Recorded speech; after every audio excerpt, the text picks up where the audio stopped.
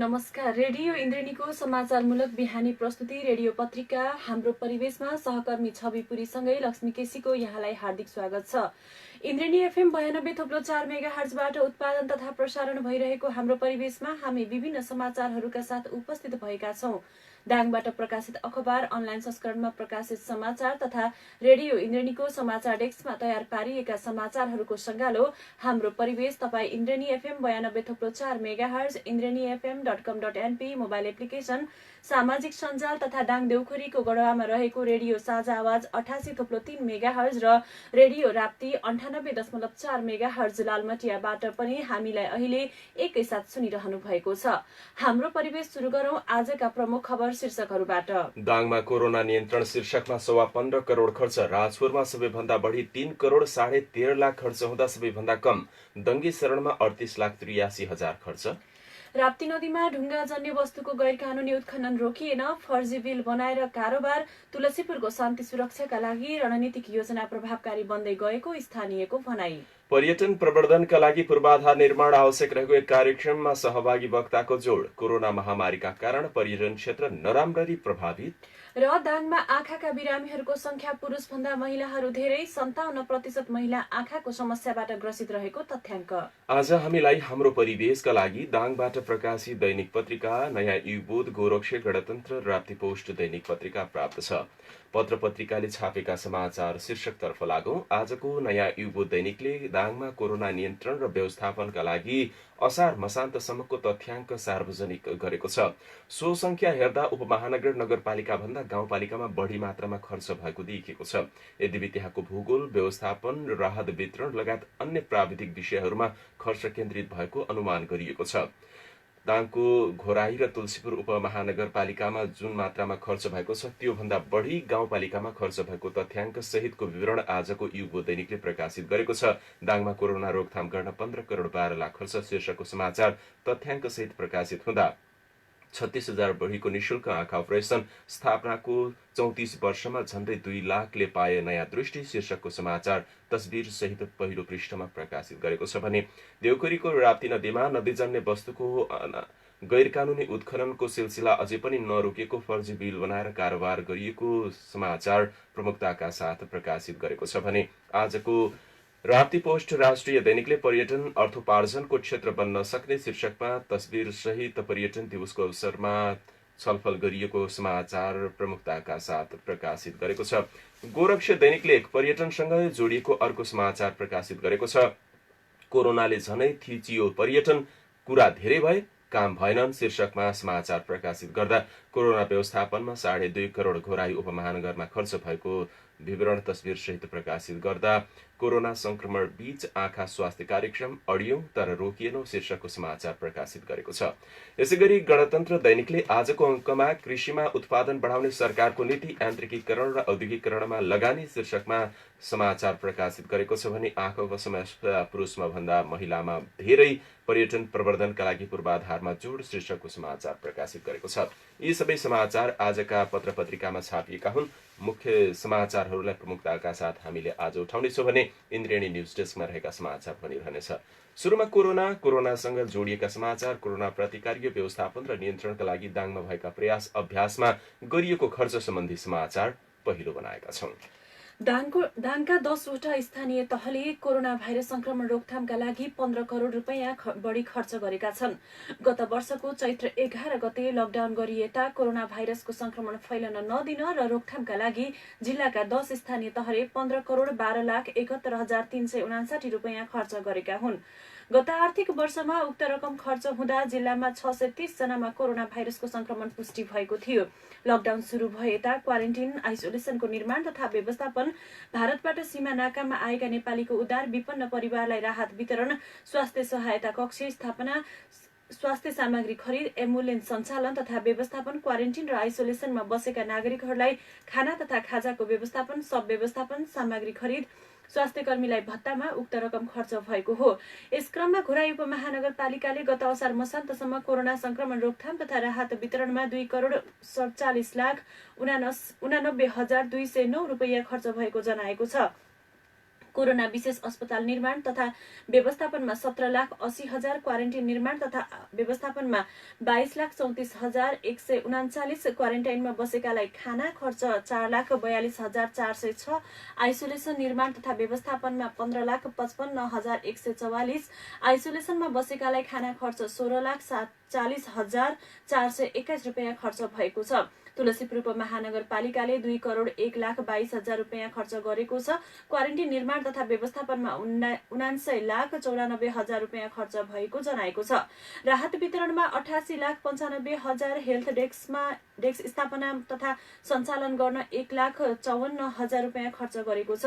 त्यसै गरी राजपुर गाउँपालिकाले 3,13,59,534, गढवा गाउँपालिकाले 1,52,94,686, राप्ती गाउँपालिकाले 1,39,55,407, शान्तिनगर गाउँपालिकाले 1,31,00,000, बङ्गालाचुली गाउँपालिकाले 1,08,00,000, बबई गाउँपालिकाले 72,59,679 र दङ्गीशरण गाउँपालिकाले 38,83,000 रुपियाँ खर्च गरेका छन्। लमही नगरपालिकाले 1,07,07,609 रुपियाँ खर्च गरेको जनाएको छ। दाङमा कोरोना रोकथाम गर्न 15,12,00,000 खर्च शीर्षकमा आजको नयाँ युगो दैनिकले तथ्याङ्क सहित खबर प्रकाशित गरेको छ। यो विषयमा केही चर्चा गर्दैछौँ। दाङको 10वटै पालिकामा चैत्र 11 गते देशभर लकडाउन भए यता कोरोना व्यवस्थापनका लागि विभिन्न शीर्षकमा खर्च भएको देखिएको छ। प्रत्यक्ष रूपमा स्वाब संकलन गरी परीक्षण र क्वारेन्टाइनमा राख्ने नागरिकको सुरक्षाका लागि गरिएको खर्चभन्दा अन्य प्राविधिक शीर्षकमा खर्च भएको बढी मात्रामा देखिएको छ। स्वास्थ्य सामग्री खरिद, व्यवस्थापन लगायत अन्य पूर्वाधार निर्माणमा बढी मात्रामा खर्च हुँदा पनि यति धेरै रकम खर्च भएको उल्लेख्य रूपमा देखिएको हो। असार मसान्तसम्मको तथ्याङ्क अद्यावधि गर्दा यता साउन र भदौ, यसैगरी असोजको आज 12 गतेसम्मको विवरण भने अझै अद्यावधिक हुन सकेको छैन। यद्यपि पछिल्लो समयमा कोरोना व्यवस्थापनका लागि बनाइएका क्वारेन्टाइनहरू अहिले हटाएर नागरिकहरूलाई होम क्वारेन्टाइन लगायत संक्रमित भइहाले पनि होम आइसोलेसनमा राख्ने व्यवस्थापन सरकारले परिमार्जित व्यवस्था गरे अनुसार भइरहेको छ। तर कोरोनाकै नाममा अहिले पनि दैनिक जसो खर्च भइरहेको छ। क्वारेन्टाइनको व्यवस्थापन, आइसोलेसन तथा एउटा संक्रमित बिरामीको उपचारका लागि लाग्ने खर्चमा सम्बन्धित पालिकाले अझै पनि खर्च गर्दै आएका छन् भने नागरिक स्वयंले पनि आफ्नै व्यवस्थापन र खर्चमा आफ्नो व्यवस्था सुरक्षा गरिरहेको छ। समग्रमा राजपुर गाउँपालिकामा अन्य पालिकामा भन्दा बढी मात्रामा किन खर्च देखियो भन्ने विषयमा राजपुर गाउँपालिकाको आधिकारिक धारणा त सार्वजनिक भएको छैन। तर केही बेर अघि हामीले टेलिफोन सम्पर्क गरी राजपुर गाउँपालिका अध्यक्ष लोक केसीलाई सम्पर्क गर्दा उहाँ सम्पर्कमा आउनु भएन। तर उपाध्यक्ष धनपति यादवलाई सम्पर्क गर्दा तपाईको पालिकामा 3 करोड 13.5 लाख अहिले कोरोना नियन्त्रणका लागि खर्च भएको तथ्याङ्क बाहिरिएको छ। यो समग्रमा त्यहाँको वास्तविक खर्च हो या अरू अन्य प्राविधिक विषयमा पनि खर्च गर्दा यति ठूलो मात्रामा खर्च भएको हो भनेर सोधेका छौं।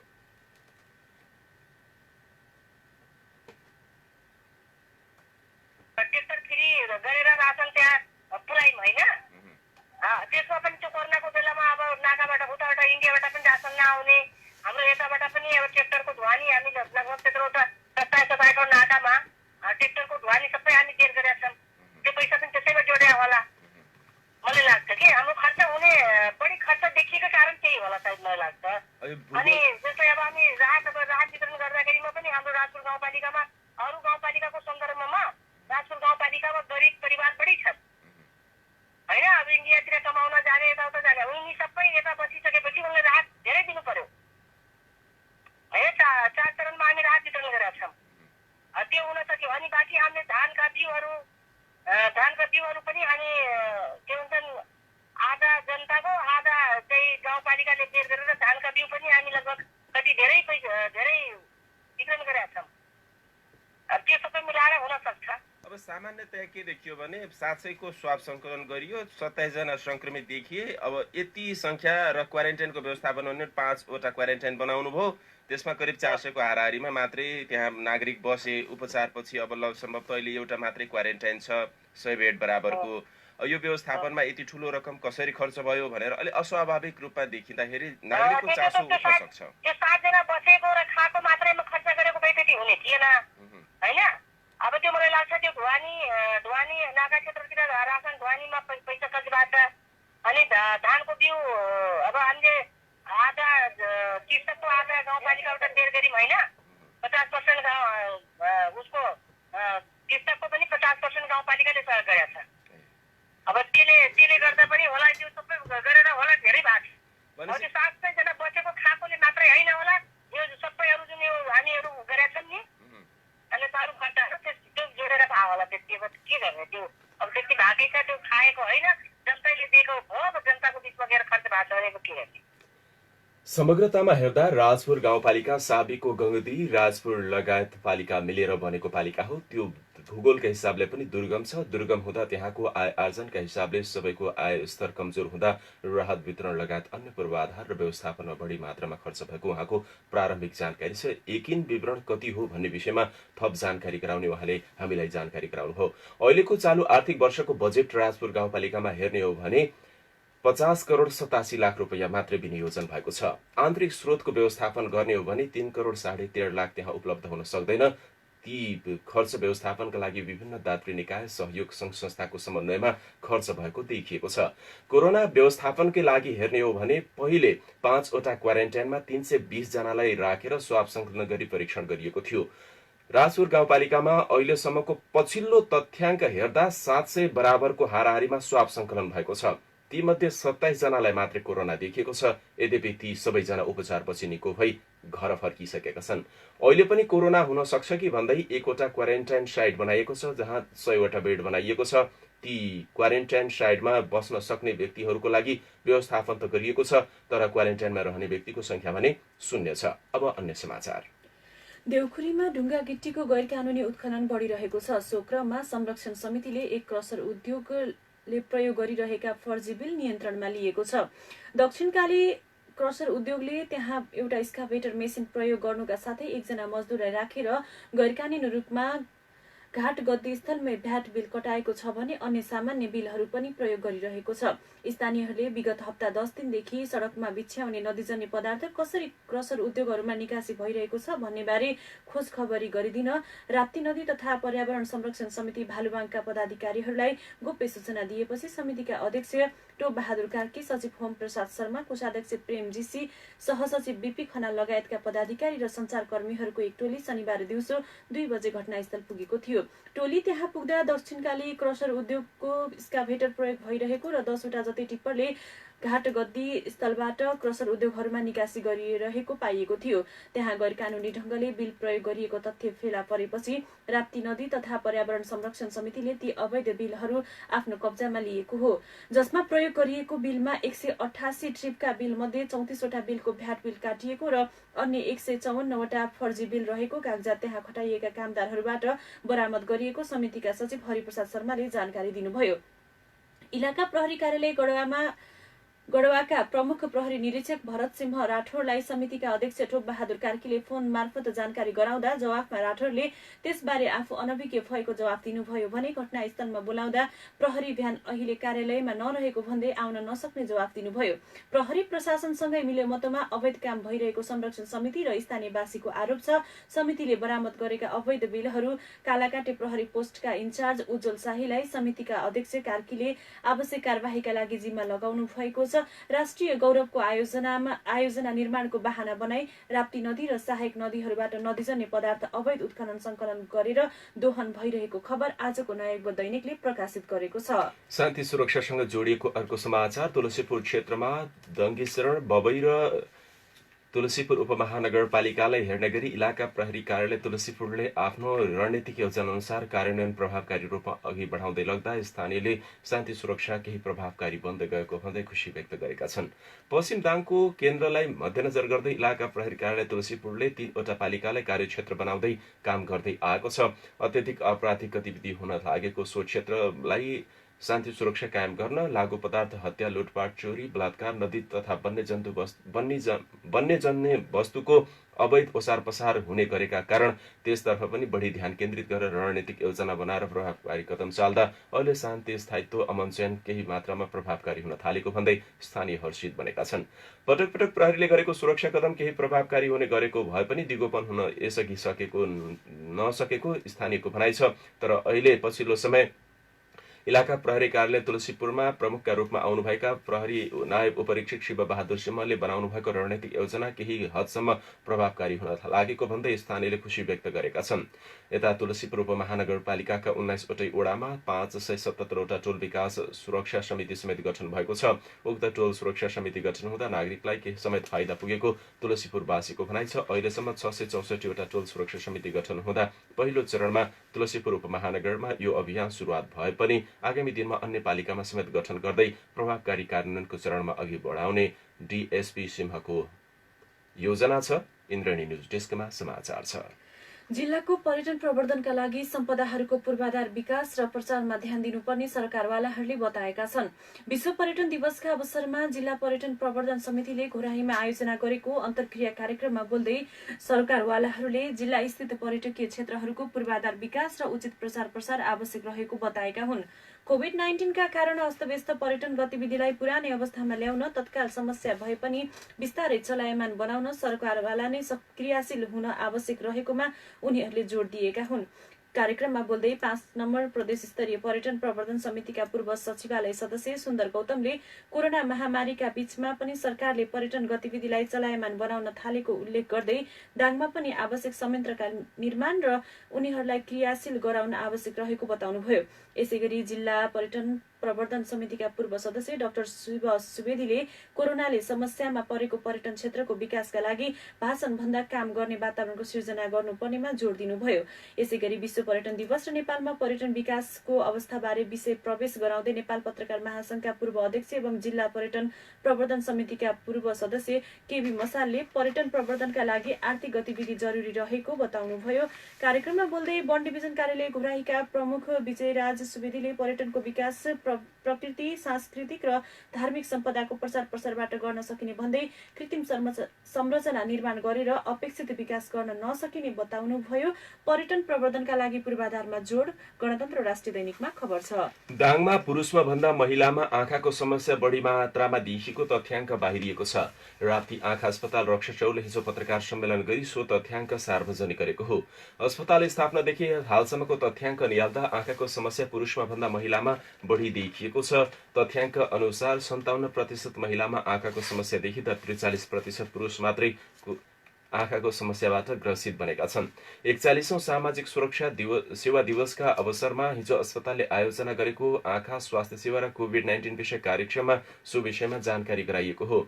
अस्पतालकी प्रमुख डाक्टर सुलक्ष्मी कटुवालको अध्यक्षतामा भएको कार्यक्रममा वरिष्ठ प्रशासकीय अधिकृत शमशेर थापाले महिलामा आँखाको समस्या बढी देखिनु विभिन्न कारणहरू रहेको औल्याउनुभयो। यसै गरी डाक्टर कटुवालले पनि महिलामा बढी आँखाको समस्या देखिनुका पछाडि विभिन्न तर्क रहेको प्रस्तुत गर्नुभयो। वरिष्ठ अधिकृत थापाले अस्पतालले स्थापनादेखि हालसम्म 28 लाख बढीलाई सेवा दिएको र त्यसमध्ये 2 लाख बढीले निशुल्क आँखाको अपरेसन मार्फत नयाँ दृष्टि पाएको जानकारी गराउनुभयो। कार्यक्रमका प्रमुख अतिथि नेपाल नेत्र ज्योति संघका सचिव सुरेन्द्र खड्काले नेपाल नेत्र ज्योति संघ अन्तर्गत राप्ती आँखा अस्पताल रक्षाचौर, लमही अस्पताल र बहादुरगञ्ज स्थित आँखा अस्पतालमा पुनर्स्थापना, मोतियाबिन्दु, आँखा सम्बन्धी जनशक्ति उत्पादन लगायतका काम भइरहेको र आगामी दिनमा प्रतिष्ठानमा विभिन्न खालका विकास गर्ने र पूर्वाधार निर्माण गरेर यसको सेवा थप विस्तार गर्दै लैजाने लगायतका रणनीतिक योजना रहेको पनि जानकारी गराउनु भएको छ। नेपाल नेत्र ज्योति संघ र आँखा स्वास्थ्य कार्यक्रम राप्ती तथा बहादुरगञ्जको आयोजनामा 41औं सामाजिक दिवस लमहीमा एक कार्यक्रम बीच सम्पन्न भएको छ। नेपाल नेत्र ज्योति संघ दाङ शाखाका सचिव सुरेन्द्र बहादुर खड्काको अध्यक्षतामा भएको कार्यक्रममा प्रमुख अतिथि नेपाल नेत्र ज्योति संघ प्रदेश नम्बर 5 का कोषाध्यक्ष लीला शाहले आगामी दिनहरूमा मोबाइल र ल्यापटपको असरले आँखाको समस्या थप उत्पन्न हुने बताउनुभयो, जसमा महिला तथा बालबालिकाहरू बढी रोगी हुने सम्भावना हुने भएकाले स्थानीय सरकार र संघीय सरकारलाई आवश्यक साधन स्रोतको व्यवस्थापन तथा पूर्वाधारका लागि झकझक्याउनु जरुरी रहेको बताउनुभयो। जस्तो सुकै संकट आए पनि अस्पतालबाट दिने सेवा बन्द नहुने गरी जनशक्ति व्यवस्थापन गर्न सरकारसँग माग गर्न आवश्यक रहेको उहाँको भनाइ थियो। कार्यक्रममा लमही आँखा अस्पतालका वरिष्ठ प्रशासकीय अधिकृत शमशेर थापाले हाल 20 वटा आँखा अस्पतालहरू र 121 आँखा उपचार केन्द्रहरू सञ्चालनमा रहेका र वार्षिक 32 लाख भन्दा बढी नेत्र रोगीहरूलाई बहिरङ्ग सेवा र करिब 3,50,000 भन्दा बढीको मोतीबिन्दुको शल्यक्रिया गरी उपचार सेवा पुर्याउँदै आइरहेको जानकारी गराउनुभयो। नयाँ युगबोधमा खबर छ। लामो समयदेखि खुलेको मध्यम तथा लामो दूरीको सवारी साधनले दशैं अगाडि अग्रिम टिकट बुकिङ खुला गर्ने विषयमा बृहत छलफल गरिरहेका छन्। समग्रमा अहिले विभिन्न यात्रुहरू गन्तव्यमा बसेको र यात्रुको चाप अत्यन्तै कम भएकाले दशैंका लागि भन्दै अग्रिम टिकट बुकिङ खुला गर्ने कार्तिकपछि मात्रै हुन सक्ने बताउन थालेका छन्। अधिकांश मानिस काठमाडौँ उपत्यका छाडिसकेकोले हतार गरिरहनु पर्ने अवस्था नरहेको यातायात व्यवसाय राष्ट्रिय महासंघको तर्क छ। कलेज तथा विद्यालय पनि अहिलेको अवस्थामा खुली नसकेको र अधिकांश मानिसहरू घरमै रहेकाले विशेष परिस्थितिमा बाहेक अरू गन्तव्यमा नहिँड्ने हुँदा अहिलेको यात्रु चाप विगत वर्षभन्दा निकै कम हुन सक्ने उनीहरूको ठहर छ। विगत वर्षमा जस्तो यसपालिको दशैंमा यात्रुको त्यति चाप नहुने हुँदा यसपालि केही ढिलो गरी मात्रै दशैंका लागि अग्रिम टिकट बुकिङ खुला गर्ने तयारी भएको महासंघका वरिष्ठ उपाध्यक्ष विजय सुवारको भनाइ छ। तर विगत जस्तो नभए पनि यात्रुको चाप सामान्य दिनभन्दा बढी हुन सक्ने अनुमान गरिएको छ।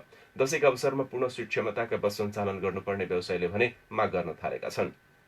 आधा क्षमतामा यात्रुको चाप बढेर भीड अनियन्त्रित हुन सक्ने र कोरोनाको जोखिम थप भयावह हुन सक्ने भन्दै यसलाई नियन्त्रण र निरूपणका लागि पूर्ण क्षमतामा यात्रु राखेर गन्तव्यमा आफूहरू जान सक्न पाउने गरी माग गरिरहेको उहाँको भनाइ छ। आन्तरिक हवाई उडानलाई पूर्ण सीट क्षमतामा सञ्चालन गर्न दिनु तर सार्वजनिक यातायातलाई आधा मात्रै यात्रु राखेर गन्तव्यमा जानुस् भन्नु अर्थपूर्ण नरहेको उनीहरूको तर्क छ। सुरक्षा सावधानी अपनाएर बस पूर्ण सीट क्षमतामा सञ्चालन गर्नुको विकल्प नरहेको महासंघका महासचिव सरोज सिजौलाको माग छ। इन्द्रेणी न्यूज डेस्कमा समाचार छ। सरकारले 1 सय भन्दा तलका अस्पताल तथा स्वास्थ्य चौकीका लागि आवश्यक पर्ने जग्गाको मापदण्ड परिवर्तन गरेको छ। मन्त्री परिषदको बैठकले 99 सयसम्मका प्राथमिक अस्पताल र स्वास्थ्य चौकीको भवन पूर्वाधारको डिजाइन तथा निर्माण सम्बन्धी निर्देशिका परिवर्तन गरेको हो। स्वास्थ्य तथा जनसङ्ख्या मन्त्रालयको प्रस्तावमा मन्त्री परिषदबाट पास भएको निर्देशिकामा भवन निर्माणका लागि आवश्यक पर्ने जग्गा सम्बन्धित व्यवस्थामा परिवर्तन गरिएको हो। संशोधित निर्देशिका अनुसार भवन निर्माणका लागि विगतमा भन्दा धेरै कम जग्गा भए पनि अस्पताल र स्वास्थ्य चौकी बनाउन सकिने उल्लेख गरिएको छ। मन्त्री परिषदले पास गरेको स्वास्थ्य भवन पूर्वाधारको डिजाइन तथा निर्माण सम्बन्धी पहिलो संशोधन निर्देशिका 2077 अनुसार क वर्गका 51 देखि 99 सयसम्मका अस्पताल 1 लाखदेखि 3 लाखसम्म जनसङ्ख्या भएको क्षेत्रमा बनाउँदा 28 रोपनी जग्गा भए पुग्ने व्यवस्था गरिएको छ। यसअघि यी अस्पतालका लागि 35 रोपनी जग्गा आवश्यक पर्ने व्यवस्था थियो। 26 देखि 50 सयको अस्पताललाई 12 रोपनी जग्गा भए पुग्ने व्यवस्था गरिएको छ। यसअघि यी अस्पतालका लागि 15 रोपनी जग्गा आवश्यक पर्दथ्यो। 15 देखि 25 सयका अस्पताललाई 9.6 रोपनी जग्गा भए पुग्ने व्यवस्था छ। यसअघि 12 रोपनी जग्गा चाहिन्थ्यो। अस्पताल र स्वास्थ्य चौकीका लागि जग्गाको मापदण्ड परिवर्तन राप्ती पोस्ट दैनिकमा खबर छ। अब कोरोना सम्बन्धी समाचार। पछिल्लो 24 घण्टाको अध्यावधि गर्ने र स्वास्थ्य तथा जनसङ्ख्या मन्त्रालयले हिजो दाङका 37 सहित देशभर 1573 जनामा कोरोना संक्रमण पुष्टि भएको जानकारी गराएको छ। 24 घण्टाको अध्यावधिक गर्दा दाङमा कुन पालिकामा कति जनामा संक्रमण देखिएको यसको अध्यावधिक भने दाङमा भएको छैन। तर दाङका 37 जनामा कोरोना देखियो भनेर स्वास्थ्य तथा जनसङ्ख्या मन्त्रालयले पुष्टि गरेको हो। पछिल्लो 24 घण्टाको अध्यावधिक गर्दा 10,123 जनाको PCR परीक्षण गर्दा 1573 संक्रमित थपिएका हुन्। यो सँगै नेपालमा कुल संक्रमितको संख्या 73,394 पुगेको छ। यद्यपि तीमध्ये 53,898 जना भने उपचारपछि निको भई घर फर्किएका छन्। अहिले सक्रिय संक्रमितको संख्या 19,019 रहेको पनि स्वास्थ्य तथा जनसङ्ख्या मन्त्रालयका प्रवक्ता डाक्टर जागेश्वर गौतमले जानकारी दिनुभयो। यस्तै नेपालगञ्जका सहित देशका विभिन्न ठाउँमा संक्रमित मध्ये 10 जनाको कोरोनाबाट मृत्यु भएको छ। यो सँगै कोरोनाबाट ज्यान गुमाउनेको संख्या 477 रहेको छ। यिनै विविध समाचारहरूका साथ हामी हाम्रो परिवेशको अन्त्यमा आइपुगेका छौं। अब जाँदा जाँदै प्रमुख समाचार शीर्षकहरू फेरि एकपटक। दाङमा कोरोना नियन्त्रण शीर्षकमा 15 करोड खर्च। राजपुर गाउँपालिकामा सबैभन्दा बढी 3 करोड 13.5 लाख खर्च हुँदा सबैभन्दा कम दङ्गी शरणमा 38,83,000 खर्च। राप्ती नदीमा ढुङ्गा जन्ने वस्तुको गैरकानूनी उत्खनन रोकिएन। फर्जी बिल बनाएर कारोबार। तुलसीपुरको शान्ति सुरक्षाका लागि रणनीतिक योजना प्रभावकारी बन्दै गएको स्थानीयको भनाई। पर्यटन प्रवर्धनका लागि पूर्वाधार निर्माण आवश्यक रहेको एक कार्यक्रममा सहभागी वक्ताको जोड। कोरोना महामारीका कारण यसपटक पर्यटन क्षेत्र नराम्ररी प्रभावित। र दाङमा आँखाका बिरामीहरूको संख्या पुरुषभन्दा महिला धेरै। 57% महिला आँखाको समस्याबाट ग्रसित रहेको तथ्याङ्क। हवस् त हाम्रो परिवेशको समय आजलाई सकियो। हामीलाई सुनेर साथ दिनुहुनेहरू सबै श्रोतालाई धेरै धन्यवाद। सहकर्मी लक्ष्मी केसी अनि म छविपुरी आज्ञा माग्छौं। नमस्कार।